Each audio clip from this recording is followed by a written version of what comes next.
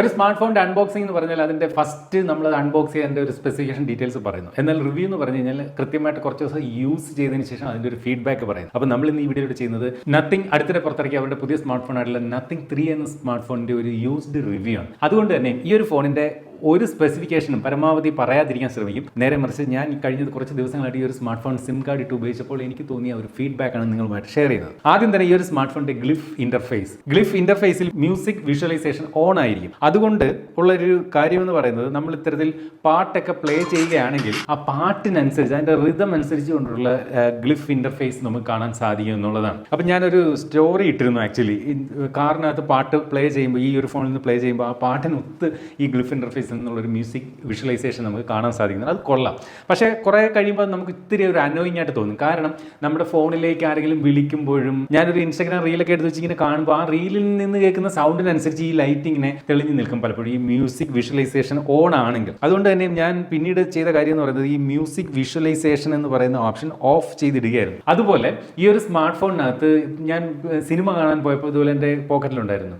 നോട്ടിഫിക്കേഷനൊക്കെ വരുമ്പോൾ ഈ glyph interface എല്ലാം കൂടെ കിടന്ന് കത്തുകയും ബഹളമാണ്. തിയേറ്ററിനകത്ത് മൊത്തം ലൈറ്റ് കത്തിക്കുന്ന രീതിയിൽ ഗ്ലിഫ് ഇന്റർഫേസ് കാണുന്ന ഒരവസ്ഥയൊക്കെ ഉണ്ടായി. അപ്പോൾ അങ്ങനെ നോട്ടിഫിക്കേഷൻ സമയത്തൊക്കെ എന്തായാലും ഈ ഒരു ഗ്ലിഫ് ഇന്റർഫേസിൽ ലൈറ്റുകൾ നമുക്ക് നല്ല രീതിയിൽ കാണാൻ സാധിക്കുന്നത്. ഇനി ഇതിന്റെ ഒരു ഡിസൈൻ നോക്കിക്കഴിഞ്ഞാൽ ഒരു ഐഫോണിന്റെ ഒരു നോൺ പ്രോ മോഡൽ കയ്യിലിരിക്കുന്ന ഒരു ഫീൽ ഉണ്ട് എന്നുള്ളത് സത്യം തന്നെയാണ്. നല്ലൊരു ബിൽഡ് ക്വാളിറ്റി നമ്മുടെ കയ്യിൽ ഇത് വെക്കുമ്പോൾ തന്നെ നമുക്ക് ഫീൽ ചെയ്യും. കൃത്യമായിട്ട് പറഞ്ഞാൽ ഈ ഒരു സ്മാർട്ട് ഫോണിന്റെ വിഡ്ത്തും ഹൈറ്റും ഒക്കെ ഏകദേശം S25 അൾട്ര എന്ന സാംസങ് ഫോണിന്റെ ഒരു വിഡ്ത്തും ഹൈറ്റും ഒക്കെ അടുത്ത് നിൽക്കുന്ന ഒന്നാണ്. നല്ല വിഡ്ത്തുണ്ട്. കുറച്ചൊരു വലിയ സ്മാർട്ട് ഫോണാണ്. കയ്യിൽ പിടിച്ചു കഴിഞ്ഞാൽ നത്തിങ് 3യുടെ ബാക്ക് ഫ്ലാറ്റ് ആണ്. ബാക്ക് ഈ ഇവിടെ കർവൊന്നും ഇല്ലാത്തതുകൊണ്ട് തന്നെ നമ്മളിങ്ങനെ പിടിക്കുമ്പോൾ ഈ പറഞ്ഞ ഒരു ബൾക്ക് ഫോണിൻ്റെ ഒരു ഫീല് നമുക്ക് ഇതിനകത്ത് നിന്ന് ലഭിക്കുന്നുണ്ട്. ഇതിൻ്റെ ഡിസ്പ്ലേ പറ്റി പറഞ്ഞാൽ ഈ ബെസലുകൾ നോക്കിക്കഴിഞ്ഞാൽ ഒരു അല്പം ഒരു ആവറേജ് സൈസാണ്. ഒരുപാട് കൂടുതലല്ല, എന്നാൽ നല്ല കുറവുമല്ല. അതേ മൊട്ടോറോള എഡ്ജ് 60 സ്റ്റൈലസിൻ്റെയൊക്കെ ബെസൽ നോക്കിക്കഴിഞ്ഞാൽ വളരെ തിന്നാണ്. അതുപോലെ ഈ ഒരു സെൽഫി ക്യാമറയുടെ സൈസും കമ്പയർഡ് ടു അതർ ഫോൺ ഇത്തിരി ഒരു സൈസ് ഒരു കൂടുതൽ ഒരു ആവറേജ് സൈസ് പോലെ ഫീൽ ചെയ്യുന്നുണ്ട്. പക്ഷേ കാര്യങ്ങൾ ഇങ്ങനെയൊക്കെയാണെങ്കിലും ഡിസ്പ്ലേ ക്വാളിറ്റി എന്ന് പറയുന്നത് വേറെ ലെവലാണ്. നല്ല ഒരു പഞ്ചിയർ ഡിസ്പ്ലേ ആണ് ഈ ഒരു സ്മാർട്ട് ഫോൺ അത് നത്തിങ് നൽകിയിരിക്കുന്നത്. AMOLED ഡിസ്പ്ലേ ആണ്. അതിനകത്തൊന്നും പേടിക്കാനില്ല. ഫ്ലാറ്റ് ഡിസ്പ്ലേ ആണ്. നല്ല ബ്രൈറ്റ് ആയിട്ടുള്ള ഡിസ്പ്ലേ ആണ്. അതായത് നമുക്ക് ഔട്ട്ഡോർ വിസിബിലിറ്റിക്ക് ഒന്നും വിഷയങ്ങളൊന്നുമില്ല. ഇതിനകത്ത് 3000 നിറ്റ്സ് പീക്ക് ബ്രൈറ്റ്നസ് ഉണ്ടെങ്കിലും നമുക്ക് നോർമൽ ബ്രൈറ്റ്നസ് പറയുന്നത് 800 ആണ് മാക്സിമം. 1300 നിറ്റ്സ് ആണ് ഇതിന്റെ ഒരു ഹൈ ബ്രൈറ്റ്നസ് മോഡിൽ നമുക്ക് ലഭിക്കുന്നത്. അപ്പോൾ എന്ത് തന്നെയായാലും ഈ പറയുന്ന ഔട്ട്ഡോർ വിസിബിലിറ്റിക്ക് വിഷയങ്ങളൊന്നും ഇതിന്റെ ഡിസ്പ്ലേ വരുത്തുന്നില്ല എന്നുള്ളത് സത്യമാണ്. യൂട്യൂബിൽ നമുക്ക് ഈ ഒരു സ്മാർട്ട് ഫോണിനകത്ത് HDR സപ്പോർട്ട് ഉണ്ട്. പക്ഷേ നെറ്റ്ഫ്ലിക്സിൽ നമുക്ക് ഈ ഒരു സ്മാർട്ട് ഫോണിൽ HDR സപ്പോർട്ട് ലഭിക്കുന്നില്ല എന്നുള്ളതും ഓർക്കേണ്ടതുണ്ട്. അതുപോലെ ഓൾവേസ് ഓൺ ഡിസ്പ്ലേ നമുക്ക് ഈ ഒരു സ്മാർട്ട് ഫോണിനകത്ത് ലഭിക്കും. സ്ക്രീൻ നമ്മൾ ജസ്റ്റ് ഓഫ് ചെയ്ത് വെച്ചിരുന്നാലും നമുക്ക് ഈ ഒരു ഓൾവേസ് ഓൺ ഡിസ്പ്ലേ കാണാം. അത് നമുക്ക് കസ്റ്റമൈസ് ചെയ്യാനും ഒക്കെയുള്ള ഓപ്ഷനും ഈ ഒരു സ്മാർട്ട് ഫോണിനകത്ത് നൽകിയിട്ടുണ്ട്. ഫിംഗർ പ്രിന്റിന്റെ പൊസിഷൻ ഒരുപാട് താഴെയാണ്. അതിന്റെ ഒരു പെർഫോമൻസ് എന്ന് പറഞ്ഞു കഴിഞ്ഞാൽ കുഴപ്പമില്ലാത്ത ഒരു മീഡിയം സ്പീഡിൽ അത് അൺലോക്ക് ആകുന്നുമുണ്ട്. ക്യാമറയാണ് ഈ ഒരു സ്മാർട്ട് ഫോണിന്റെ മറ്റൊരു മെയിൻ ആകർഷണം എന്ന് വേണമെങ്കിൽ പറയേണ്ടി വരും. അണ്ടർ 25,000 നമുക്ക് ഈ ഒരു സ്മാർട്ട് ഫോണിനകത്ത് ടെലിഫോട്ടോ സെൻസർ ലഭിക്കുന്നു എന്നുള്ളതാണ് ഇതിന്റെ ഒരു പ്രധാനപ്പെട്ട ഒരു ഹൈലൈറ്റ് ആയിട്ട് പറയേണ്ടത്. കഴിഞ്ഞ നത്തിങ് 2യുടെ ബാക്കിൽ 2 ക്യാമറ ഉണ്ടായിരുന്നുള്ളൂ. പക്ഷേ അതുകൊണ്ട് തന്നെ 2 കണ്ണ് പോലായിരുന്നു ആ ഒരു നത്തിങ് 2A ഡിസൈൻ. പക്ഷേ ഇവിടെ കുറച്ചും കൂടെ ഡിസൈൻ വൈസ് കുറച്ചുകൂടെ നീറ്റ് ആയിട്ടുണ്ട്. അപ്പോൾ നത്തിങ് ഫോണുകളുടെ ഒരു യുണീക്ക് ഐഡന്റിറ്റി ആയിട്ടുള്ള ഈ ഒരു ട്രാൻസ്പെറന്റ് ഡിസൈൻ ഇതുപോലെ നിലനിർത്തിയിരിക്കുന്നതുകൊണ്ട് തന്നെ ഇത് യൂസ് ചെയ്ത് വരുമ്പോൾ കാണാൻ നല്ലൊരു ഭംഗി നമുക്ക് എന്തായാലും ഈ ഒരു സ്മാർട്ട് ഫോൺ ഫീൽ ചെയ്യുന്നുണ്ട്. നത്തിങ് 2A എന്തുകൊണ്ട് കാണാൻ ഈ ഒരു നത്തിങ് 3 എന്ന് പറയുന്ന സ്മാർട്ട് ഫോൺ കാണാൻ കുറച്ചുകൂടെ ഭംഗിയാണെന്ന് പറയാതെ വയ്യ. ഇതിന്റെ ക്യാമറയിൽ നമ്മൾ നിരവധി ഫോട്ടോകളൊക്കെ നമ്മൾ എടുത്തു നോക്കി. അതുപോലെ എടുത്ത ഒരു കാര്യം പറയട്ടെ, നത്തിങ് ഇപ്പോൾ അവരുടെ സോഫ്റ്റ്വെയറിന്റെ ഭാഗമായിട്ട് ഒരു ഡെഡിക്കേറ്റഡ് ഗാലറി ആപ്ലിക്കേഷൻ ഇപ്പോൾ നൽകുന്നുണ്ട്. നേരത്തെയൊക്കെയുള്ള നത്തിങ് ഫോണുകളിൽ നമ്മൾ ഗൂഗിളിന്റെ ഫോട്ടോസ് ആപ്പ് തന്നെയായിരുന്നു ഗാലറി ആയിട്ട് ഉപയോഗിക്കുന്നത്. ഇപ്പം ഡെഡിക്കേറ്റഡ് ഗാലറി ആപ്ലിക്കേഷൻ കൊടുക്കുന്നുണ്ട്. ഇതിനകത്ത് എടുത്ത ചില ഫോട്ടോകൾ സത്യം പറഞ്ഞാൽ ഞെട്ടിച്ചു എന്ന് തന്നെ വേണമെങ്കിൽ പറയേണ്ടി വരും. എസ്പെഷ്യലി ഇത് ഈ കാണുന്ന ഫോട്ടോയൊക്കെ നോക്കിക്കഴിഞ്ഞാൽ ഒരു ഐഫോണിന്റെ ഒരു ക്വാളിറ്റി പലപ്പോഴും ക്യാമറയിൽ അവിടെ ഇവിടെ നമുക്ക് ഇങ്ങനെ ചില ഫോട്ടോകളിലെങ്കിലും കാണാൻ സാധിക്കുന്നുണ്ട് എന്നുള്ളത് സത്യസന്ധമായ കാര്യമാണ്. നല്ല ഫോട്ടോ ഒന്നും പറയാനില്ല, നല്ല ഫോട്ടോ. ഈ ടെലിഫോട്ടോ സെൻസർ ഉള്ളതുകൊണ്ട് തന്നെ നമുക്കൊരു 4x സൂം ചെയ്തുകൊണ്ട് നല്ല അടിപൊളി ഫോട്ടോകൾ എടുക്കാൻ സാധിക്കുന്നുണ്ട്. അതുപോലെ തന്നെ വീഡിയോകളും ഈ ഫോട്ടോയൊക്കെ ഈ പറഞ്ഞ ഒരു 4x വഴി സൂം ചെയ്തെടുത്ത ഫോട്ടോകളാണ്. അതിനകത്ത് സെൽഫി ഫോട്ടോകളും കൊള്ളാം. മൊത്തത്തിൽ ഓൾ ക്യാമറ ഡിപ്പാർട്ട്മെന്റ് ഇതിനകത്ത് കൊള്ളാം എന്ന് വേണം പറയാൻ. പടങ്ങളെല്ലാം നല്ല രസമാണ്. അതുപോലെ ഇതിനകത്ത് വീഡിയോസും കുഴപ്പമില്ല, സെൽഫി വീഡിയോ ഒന്നും കുഴപ്പമില്ല. നല്ല ഒരു ക്യാമറ പെർഫോമൻസ് തന്നെയാണ് ഈ ഒരു സ്മാർട്ട് ഫോൺ കാഴ്ചവെക്കുന്നത്. ഞാൻ സാധാരണ പറയുന്ന ഒരു കാര്യമുണ്ട്, ഇതിന്റെ ക്യാമറ ഒരു വൗ എന്ന ഫീൽ ഇല്ല എന്ന് ചില ഫോണുകളുടെ കാര്യത്തിലെങ്കിലും പറയാറുണ്ട്. അപ്പോൾ കഴിഞ്ഞ ഒരാൾ കമന്റ് ഇട്ടിരിക്കുന്നു, ചേട്ടൻ ഏതെങ്കിലും ഒരു ഫോണിന് വൗ എന്ന് പറഞ്ഞിട്ടുണ്ടോ എന്ന് ചോദിക്കുന്നുണ്ട്. എനിക്ക് ഐഫോണിന്റെ ഒക്കെ ക്യാമറ ഈ പറഞ്ഞ പോലെ വീഡിയോ ക്വാളിറ്റിയിലൊക്കെ ഞാൻ വൗ എന്ന് പറയും. അതിൻ്റെ ഒരു സുപ്പീരിയർ ആണ് എൻ്റെ ഈ വൗ വാവ് എന്ന് പറയുന്നത്. അപ്പോൾ ഇതിൻ്റെ ഒരു ക്യാമറ ക്വാളിറ്റി പറഞ്ഞാൽ ഒരു വാവിനോട് അടുത്ത് നിൽക്കുന്ന ഒരു ക്യാമറ ക്വാളിറ്റി എന്ന് വേണമെങ്കിൽ നമുക്ക് വിശേഷിപ്പിക്കാം നത്തിങ് 3യുടെ ഒരു ക്യാമറ ക്വാളിറ്റിയെ. കാര്യങ്ങൾ ഇങ്ങനെയൊക്കെ ആണെങ്കിലും നമുക്ക് ഇതിനകത്ത് ബാക്ക് ക്യാമറയിൽ 4K 30 ആണ് ഇതിനകത്ത് മാക്സിമം റെസൊല്യൂഷൻ വീഡിയോ കേപ്പബിലിറ്റി കൊടുത്തിരിക്കുന്നത്. അതുപോലെ സെൽഫി ക്യാമറയിൽ നമുക്ക് ഫുൾ HD 60 ഉള്ളൂ. സെൽഫി ക്യാമറയിൽ ഈ ഒരു സ്മാർട്ട് ഫോണിനകത്ത് 4K ഇല്ല എന്നുള്ളത് കുറവാണ്. അതുപോലെ തന്നെ wide angle even full HD 30 resolution മാത്രമേ ഈ ഒരു സ്മാർട്ട് ഫോണിനകത്ത് നൽകിയിട്ടുള്ളൂ. അപ്പോൾ നിങ്ങൾക്ക് ഈ പറഞ്ഞ പോലെ ഒരു വ്ളോഗിങ്ങിന് കംപ്ലീറ്റ് വ്ളോഗിങ്ങിന് ഇതിൻ്റെ ക്യാമറ വീഡിയോയിൽ ഉപയോഗിക്കാൻ പറ്റില്ല.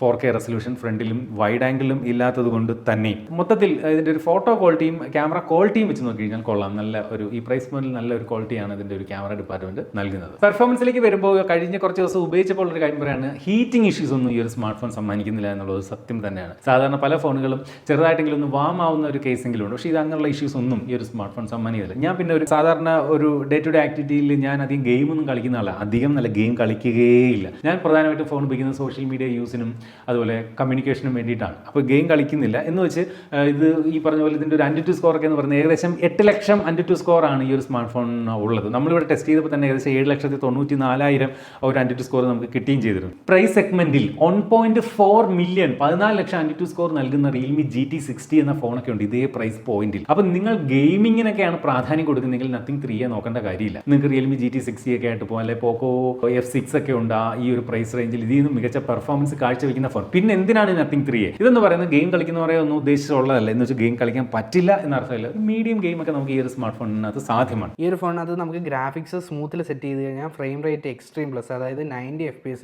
ഗെയിം പ്ലേ സാധ്യമാണ്. BGMI ആണ് നമ്മൾ എക്സ്പീരിയൻസ് ചെയ്യുന്നത്. BGMIയുടെ എല്ലാ ഫോർമാറ്റിലും ഓക്കേഷ് ആയിട്ടുള്ള ഒരു ഗെയിമിംഗ് എക്സ്പീരിയൻസ്, അതായത് ഒരു ആവറേജ് ആയിട്ടുള്ള ഗെയിമിംഗ് എക്സ്പീരിയൻസ് ആണ് ഈ ഒരു സ്മാർട്ട് ഫോൺ സമ്മാനിക്കുന്നത്. നിങ്ങളിപ്പോൾ കാണുന്ന പോലെ ലാഗോ ഇഷ്യൂസ് ഒന്നുമില്ല, വളരെ സ്മൂത്താണ്. ഒരു ഗെയിമറിനെ സംബന്ധിച്ചിടത്തോളം ഇത് എത്രത്തോളം ആപ്റ്റ് ആവുമെന്ന് അറിയില്ല. പക്ഷേ ഒരു സാധാരണ ഒരു വ്യക്തിക്ക് BGMI പോലുള്ള ഒരു ഗെയിം ഈ ഒരു ഡിവൈസ് വഴി എക്സ്പീരിയൻസ് ചെയ്യാൻ സാധിക്കും. ഗെയിമിങ്ങിന് ഉപരിയായിട്ട് ഒരു ഓവറോൾ എക്സ്പീരിയൻസ് ആണ് നിങ്ങൾക്ക് ഈ ഒരു സ്മാർട്ട് ഫോൺ സമ്മാനിക്കുന്നത്. നല്ല ഡിസ്പ്ലേ, നല്ല ക്യാമറ, നല്ല ഡിസൈൻ, അതുപോലെ നല്ല ഒരു സോഫ്റ്റ്വെയർ എക്സ്പീരിയൻസ്. അതാണ് ഇതിൻ്റെ ഒരു പ്രധാന ഹൈലൈറ്റ്. അതിലേക്ക് വരാം. അപ്പോൾ ഈ ഒരു സ്മാർട്ട് ഫോണിനകത്ത് സ്റ്റോറേജ് ടൈപ്പ് എന്ന് പറയുന്നത് UFS 2.2 ആണ്. എന്നാൽ ഈ പ്രൈസ് പോയിന്റിൽ നമുക്ക് സ്റ്റോറേജ് 3.1 നൽകുന്ന ഫോണുകളൊക്കെ ഉണ്ട്. നത്തിങ് തന്നെ പറയുന്നത് 2.2 ആണെങ്കിൽ ഒരുപാട് ഒപ്റ്റിമൈസ് ചെയ്താണ് ഈ ഒരു സ്റ്റോറേജ് ഓപ്ഷനൊക്കെ നൽകിയിരിക്കുന്നത് എന്നാണ് പറയുന്നത്. പക്ഷേ ഒരു കാര്യം മനസ്സിലാക്കണം, നമുക്ക് ഇതിൻ്റെ സാധാരണഗതിയിൽ സാധാരണ ഒരു യൂസറിന് വലിയ പ്രശ്നങ്ങളൊന്നും UFS 2.2 ഉണ്ടാകുന്നില്ല. പക്ഷേ ഇത് എപ്പോഴാണ് പ്രശ്നം ഉണ്ടാകുന്നത് വെച്ച് കഴിഞ്ഞാൽ ഇതിനകത്ത് മെമ്മറി കുറച്ച് കൂടുതൽ സ്റ്റോറേജ് ഫുള്ളായി വരുന്ന സമയത്ത് ഒരു 75% ഒക്കെ ഇതിനകത്ത് മെമ്മറി ഫോട്ടോസും വീഡിയോസും ഒക്കെ ഇട്ട് നിറഞ്ഞു കഴിയുമ്പോൾ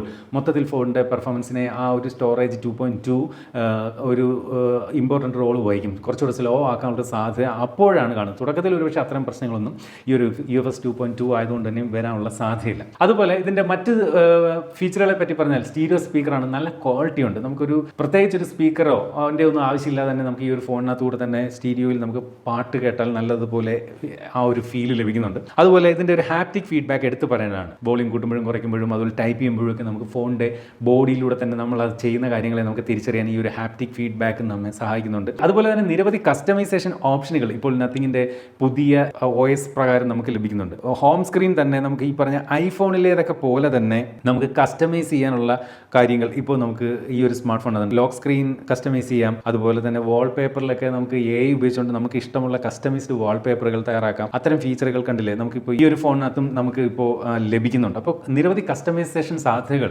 എന്തായാലും ഈ ഒരു സ്മാർട്ട് ഫോണിനകത്ത് ഉണ്ട് എന്ന് പറയേണ്ടി വരും. അതുപോലെ തന്നെ NFC സപ്പോർട്ടും ഈ ഫോണിനകത്ത് നൽകിയിട്ടുണ്ട്. ഇനി കോൾ റെക്കോർഡിങ്ങിനെ പറ്റി പറഞ്ഞാൽ അൺനോൺ കോളുകൾ റെക്കോർഡ് ചെയ്യാനുള്ള ഓപ്ഷൻ ഉണ്ട്. അതായത് നമ്മൾ കോൾ റെക്കോർഡിംഗ് എനേബിൾ ചെയ്ത് കഴിഞ്ഞാൽ നമ്മൾ സേവ് ചെയ്യാത്ത കോൺടാക്റ്റിൽ നിന്ന് വരുന്ന കോൾ റെക്കോർഡ് ചെയ്യും. പക്ഷേ അങ്ങേ തലത്തിൽ അത് വിളിച്ച് പറയുകയും ചെയ്യും. അപ്പോൾ പൂർണ്ണമായിട്ടും കോൾ റെക്കോർഡിങ്ങിനെ നമുക്ക് അതുകൊണ്ട് തന്നെ ഇതിനകത്ത് ഡിപ്പെൻഡ് ചെയ്യാൻ സാധിക്കുന്നില്ല എന്ന് പറയട്ടെ. അതുപോലെ തന്നെ IP64 ആണ് ഇതിനകത്ത് നൽകിയിരിക്കുന്നത്. ഫ്ലാഷ് പ്രൂഫ് എന്ന് വേണമെങ്കിലേ പറയാൻ പറ്റും. ഒരു വാട്ടർ കംപ്ലീറ്റ് റെസിസ്റ്റൻ്റ് എന്ന് അതുകൊണ്ട് തന്നെ അതിനെ വിളിക്കാൻ പറ്റില്ല. ഈ പ്രൈസ് പോയിന്റിൽ IP69 റേറ്റിംഗ് ഉള്ള ഫോണുകളൊക്കെ ഉണ്ട്. അതുപോലെ ഇതിൻ്റെ ഒരു ഡാറ്റ ട്രാൻസ്ഫർ സ്പീഡ് എന്ന് പറയുന്നത് USB 2 ആണ്. USB 3.1 ഡാറ്റ ട്രാൻസ്ഫർ സ്പീഡുള്ള ഫോണുകളൊക്കെ ഈ പ്രൈസ് പോയിന്റിൽ ലഭിക്കാറുണ്ട്. ബാറ്ററിയെ പറ്റി പറഞ്ഞാൽ ഈ ഒരു സ്മാർട്ട് ഫോണിൻ്റെ ഒരു ബാറ്ററി ലൈഫ് ഞാൻ നോക്കിയിരുന്നു.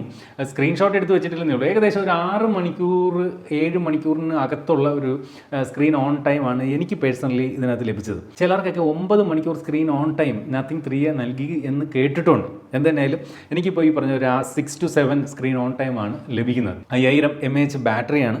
അതുപോലെ ഇത് ചാർജ് ചെയ്യാനായിട്ട് ഇതിനോടൊപ്പം ചാർജർ ഇല്ല എന്നുള്ളതും വേണമെങ്കിൽ ഒരു കുറവായിട്ട് തന്നെ പറയാം. എന്തായാലും ഇതിൻ്റെ സോഫ്റ്റ്വെയർ സൈഡ് ഈ പറഞ്ഞ പോലെ വളരെ ക്ലീൻ ആയിട്ടുള്ളൊരു സോഫ്റ്റ്വെയർ ആണ്. എനിക്ക് തോന്നുന്നു ഇപ്പോൾ നത്തിങ് ഫോൺ വാങ്ങുന്നവർ പ്രധാനമായിട്ടും ഇതിൻ്റെ ഒരു ക്ലീൻ സോഫ്റ്റ്വെയർ തന്നെയാണ് മെയിനായിട്ട് ലക്ഷ്യം വെക്കുന്നതെന്നാണ് എനിക്ക് തോന്നുന്നത്. കാരണം നമ്മൾ ഈ പ്രൈസ് പോയിന്റിൽ ഒരു റിയൽമി ഫോണൊക്കെ വാങ്ങിക്കഴിഞ്ഞാൽ അല്ലെങ്കിൽ മറ്റേത് ഫോൺ, ഇപ്പോൾ മോട്ടറോളയ്ക്ക് നേരത്തെ അധികം ബ്ലോട്ട്വേഴ്സ് ഇല്ലായിരുന്നു, പക്ഷേ ഇപ്പോഴത്തെ അവരുടെ ലേറ്റസ്റ്റ് 60 സീരീസ് ഫോണുകളിൽ അവർ ബ്ലോട്ട്വേഴ്സുകൾ കുറച്ചൊക്കെ അവർ കുത്തി നിറച്ചിട്ടുണ്ട്. ഈ ബ്ലോട്ട്വേഴ്സുകൾ എന്ന് പറയുമ്പോൾ നമുക്ക് ആവശ്യമില്ലാത്ത ചില സോഫ്റ്റ്വെയറുകളാണ്. അതെന്തിനാണ് ബ്രാൻഡുകൾ ഇത്രയും അധികം അതിനകത്തേക്ക് നിറയ്ക്കുന്നതെന്ന് വെച്ച് കഴിഞ്ഞാൽ അതിൽ നിന്ന് അവർക്ക് വരുമാനം കിട്ടുന്നുണ്ട്. പക്ഷേ ഇതിനകത്ത് അങ്ങനെ ഒരു എക്സ്ട്രാ വരുമാനം ബ്രാൻഡിന് ലഭിക്കുന്നില്ല. ഇതിനകത്ത് ഈ പറഞ്ഞ പോലെ അനാവശ്യ ആപ്ലിക്കേഷൻസ് ഒന്നും തന്നെ ഇല്ല. അപ്പം നമ്മളെ അനാവശ്യമായിട്ട് ഡിസ്ട്രാക്ട് ചെയ്യില്ല ഇതിനകത്ത് ഈ പറഞ്ഞ പോലെ അനാവശ്യമായ ആപ്ലിക്കേഷൻസ് ഇല്ലാത്തതുകൊണ്ട് തന്നെ. അതുപോലെ ബാറ്ററി ലൈഫ് ഒരുവിധം ഒപ്റ്റിമൈസ്ഡ് ആയിട്ട് വരും. അത്രയും ക്ലീൻ സോഫ്റ്റ്വെയർ ആണ്. സാധാരണ ഗൂഗിൾ പിക്സൽ ഫോണുകളൊക്കെ കാണുന്നതിന് തുല്യമായിട്ടുള്ള ഒരു യൂസർ ഇന്റർഫേസ് ആണ് നത്തിങ് OS 3.1 ആണ് ഈ ഒരു സ്മാർട്ട് ഫോണിനകത്ത് നൽകിയിരിക്കുന്നത്. മാത്രമല്ല എടുത്തു പറയേണ്ട ഒരു കാര്യം, 3 ആൻഡ്രോയിഡ് അപ്ഡേറ്റുകൾ കിട്ടും. ആൻഡ്രോയിഡ് 18 വരെ കിട്ടും. 6 വർഷത്തെ സെക്യൂരിറ്റി അപ്ഡേറ്റ് കിട്ടും. ഈ പ്രൈസ് പോയിന്റിൽ സാധാരണ 2+3 ആണ് കിട്ടുന്നത്. 2 മേജർ ആൻഡ്രോയിഡ് അപ്ഡേറ്റ് 3 വർഷം. പക്ഷേ ഇവിടെ 6 വർഷത്തെ സെക്യൂരിറ്റി അപ്ഡേറ്റും ഈ ഒരു സ്മാർട്ട് ഫോൺ നൽകുന്നുണ്ട്.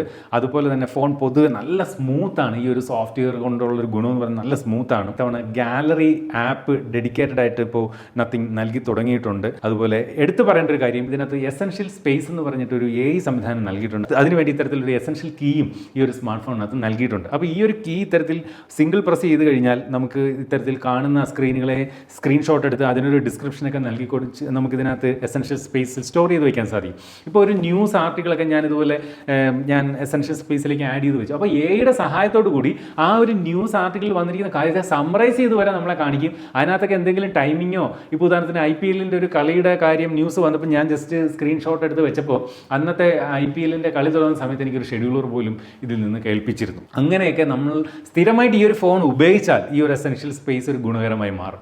നമുക്ക് കാണുന്നതും കേൾക്കുന്നതുമായ കാര്യങ്ങളെ നമുക്ക് കളക്ട് ചെയ്ത് വെക്കാൻ ഈ ഒരു എസെൻഷ്യൽ സ്പേസ് നമുക്ക് പ്രയോജനപ്രദമാണ്. പക്ഷേ ഞാൻ അധികം ഈ പറഞ്ഞ ഒരാഴ്ച കൂടുതലൊന്നും ഞാൻ ഈ ഒരു ഫോൺ ഉപയോഗിച്ചില്ല. അതുകൊണ്ട് തന്നെ എനിക്ക് എസെൻഷ്യൽ സ്പേസ് ഒരു വലിയ ഉപയോഗമായിട്ട് തോന്നുന്നില്ല. ഒരു വർഷമൊക്കെ ഈ ഒരു ഫോൺ ഉപയോഗിക്കുന്ന ആൾക്ക് ചിലപ്പോൾ ഈ എസെൻഷ്യൽ സ്പേസ് ഗുണപ്രദമാകാൻ സാധ്യത കാണുന്നുണ്ട്. അപ്പോൾ ഇനി ഈ ഒരു സ്മാർട്ട് ഫോണിൻ്റെ ഗുണങ്ങളും ദോഷങ്ങളെയും നമ്മൾ അളന്നു തൂക്കി പറയുകയാണെങ്കിൽ ഇതിൻ്റെ ഗുണങ്ങളായിട്ട് പറയാവുന്നത്, ഒന്നാമത് ഐ കാച്ചിങ് ആയിട്ടുള്ളൊരു ഡിസൈൻ, ഗ്ലിഫ് ഇൻ്റർഫേസ്, സാധാരണ ഫോണിൽ കാണാത്ത തരത്തിലുള്ളൊരു ഇൻ്റർഫേസ്, ലൈറ്റിംഗ് സെറ്റപ്പ് ഒക്കെ ആയിട്ട് നൽകിയിട്ടുണ്ട്. അതുപോലെ തന്നെ മനോഹരമായിട്ടുള്ള വൈബ്രൻ്റ് ആയിട്ടുള്ള ഡിസ്പ്ലേ, നല്ല ക്യാമറ, അതുപോലെ മികച്ച ബാറ്ററി ലൈഫ്, നല്ല സോഫ്റ്റ്വെയർ സൈഡാണ്. 6 വർഷം വരെയുള്ള സെക്യൂരിറ്റി അപ്ഡേറ്റ് നമുക്ക് ഈ ഒരു സ്മാർട്ട് ഫോണിനകത്ത് ലഭിക്കുന്നുണ്ട്. അതുപോലെ ഈ പറഞ്ഞ എസെൻഷ്യൽ കീയും എസെൻഷ്യൽ സ്പേസും ലഭിക്കുന്നു. ഈ കാര്യങ്ങളൊക്കെ ഈ ഒരു സ്മാർട്ട് ഫോണിൻ്റെ ഗുണങ്ങളാകുമ്പോൾ ഇതിനകത്തുള്ള ദോഷങ്ങൾ എന്ന് പറയുന്നത് ഇത്തിരി ബൾക്കിയാണ്. അത് സ്ഥിരമായിട്ട് ഉപയോഗിച്ച് വരുമ്പോൾ ആ ഒരു ബൾക്ക്നെസ് നമുക്ക് ഫീൽ ചെയ്യാതാകും എന്നുള്ളത് സത്യമാണ്. അതുപോലെ ഇതിനകത്ത് IP64 ഡസ്റ്റ് ആൻഡ് വാട്ടർ റെസിസ്റ്റൻസേ കൊടുത്തിട്ടുള്ളൂ. മാത്രമല്ല ഈ ഒരു ഫോണിനകത്ത് വയർലെസ് ചാർജിങ് സപ്പോർട്ട് നൽകിയിട്ടില്ല. അതുപോലെ സിം സപ്പോർട്ട് ഈ ഫോണിനകത്ത് നൽകിയിട്ടില്ല. ഫോണിൻ്റെ ബോക്സിനകത്ത് ചാർജർ കൊടുത്തിട്ടില്ല. ഗെയിമിംഗ് പെർഫോമൻസ് ആവറേജ് ആണ് ഈ ഒരു സ്മാർട്ട് ഫോണിൽ. തുടങ്ങിയവയാണ് നമുക്ക് ഈ ഒരു ഫോണിൻ്റെ ദോഷങ്ങളായിട്ട് പറയാനുള്ളത്. അതുപോലെ ഗുണങ്ങളിൽ ഒരു കാര്യം ഞാൻ പറയാൻ വിട്ടുപോയി. ഇതൊരു ലണ്ടൻ ബേസ്ഡ് ബ്രാൻഡാണ്. സാധാരണ നമ്മുടെ ഇന്ത്യൻ മാർക്കറ്റിൽ ഇപ്പോൾ കാണുന്ന കൂടുതൽ ഫോണുകളും നമുക്കറിയാം ചൈനീസ് ബേസ്ഡ് ഫോണുകളാണ്. അപ്പോൾ ഒരു ലണ്ടൻ ബേസ്ഡ് ബ്രാൻഡ് യൂസ് ചെയ്യുന്നു എന്നുള്ള ഒരു ഗുണവും ഈ പറയുന്ന നത്തിങ് ഫോൺ 3A ഉപയോഗിച്ചാൽ ലഭിക്കും. പ്രൈസ് നിങ്ങൾക്ക് എല്ലാവർക്കും അറിയായിരിക്കും. 8GB RAM, 128GB. ഞാനിപ്പോൾ 128 എന്ന് തന്നെ പറഞ്ഞ് പഠിക്കുകയാണ്. അതിൻ്റെ വില എന്ന് പറയുന്നത് 24,999 ബാങ്ക് ഓഫറിൽ 2000 രൂപ വീണ്ടും കുറയുകയും ചെയ്യും. അപ്പോൾ ഈ ഒരു സ്മാർട്ട് ഫോൺ താല്പര്യമുള്ളവർക്ക് വാങ്ങാം. അണ്ടർ 25,000-ൽ ഈ പറഞ്ഞ ഒരു ഓവറോൾ എക്സ്പീരിയൻസും നല്ല ക്യാമറയൊക്കെ നോക്കുന്നവർക്ക് തീർച്ചയായിട്ടും പരിഗണിക്കാവുന്ന ഒരു സ്മാർട്ട് ഫോണാണ്. ഇനി ഈ ഒരു ഫോണിൻ്റെ മറ്റ് എതിരാളികളെ കൂടി ഡിസ്കസ് ചെയ്തെങ്കിൽ ഈ ഒരു വീഡിയോ പൂർണ്ണമാവും. ഈ പ്രൈസ് പോയിന്റിൽ നമുക്ക് റിയൽമി GT60 കിട്ടും. ഈ പറഞ്ഞ പോലെ ഒരു മികച്ച ഗെയിമിങ്ങിനൊക്കെ ആണെങ്കിൽ ആ ഫോൺ നോക്കിയാൽ മതി. ഇത് നോക്കേണ്ട കാര്യമില്ല. പോക്കോ F6 കിട്ടും. അതും ഈ പറഞ്ഞ പോലെ ഗെയിമിങ്ങിന് വേണ്ടിയിട്ട് നമുക്ക് നോക്കാവുന്നതാണ്. അതിൽ മോട്ടറോള എഡ്ജ് 50 നിയോ എന്ന് പറയുന്ന സ്മാർട്ട് ഫോൺ ഇതിൻ്റെ ഒരു എതിരാളിയാണ് ഈ പ്രൈസ് പോയിന്റിൽ.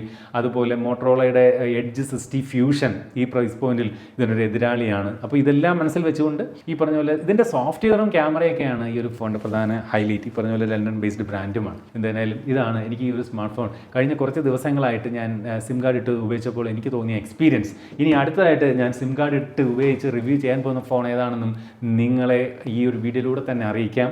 നിങ്ങൾക്ക് ഏറെ ആവശ്യപ്പെട്ട നമ്മളുടെ വീഡിയോയിൽ തന്നെ ആവശ്യപ്പെട്ട ഇൻഫിനിക്സിൻ്റെ Note 50s ഞാൻ സിം കാർഡ് ഇന്ന് തന്നെ മാറ്റി കുറച്ച് ദിവസം ഉപയോഗിച്ചിട്ട് അതിൻ്റെ ഒരു ഡീറ്റെയിൽ റിവ്യൂ ആയിട്ട് നമുക്ക് അടുത്ത വീഡിയോയിൽ വീണ്ടും കാണാം. അതുവരെ സ്റ്റേ സേഫ്. ബൈ.